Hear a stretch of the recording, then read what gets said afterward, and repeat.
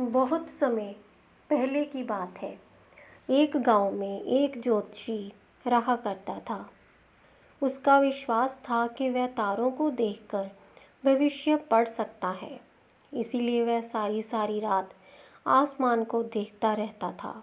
गांव वालों के सामने भी वह अपनी इस विद्या के बारे में डींगे हाँकता रहता था।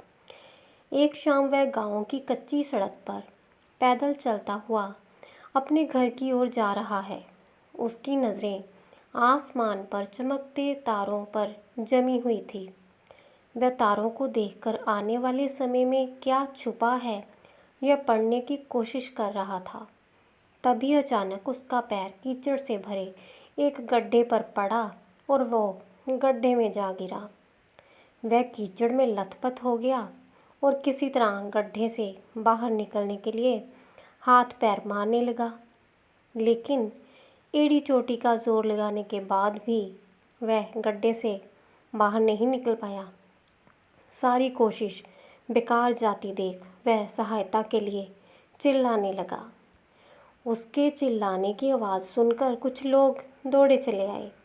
उन्होंने उसे गड्ढे में गिरा हुआ देखा तो समझ गए कि वह आसमान में तारों को देखकर भविष्य को समझने में लगा हुआ होगा और सड़क का गड्ढा उसे नहीं दिखाई दिया होगा।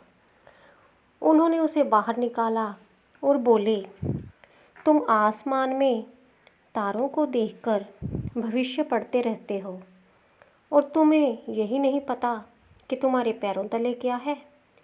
भविष्य की तलाश में मत भटको, जो सामने है उस पर ध्यान दो। भविष्य अपना ख्याल खुद ही रख लेगा। हमारा आज ही कल अर्थात भविष्य का निर्माण करता है। इसीलिए भविष्य की चिंता छोड़कर आज पर ध्यान केंद्रित करें। अच्छे कर्म करें, अच्छे कर्म अच्छे भविष्य का निर्माण स्वयं कर लेंगे।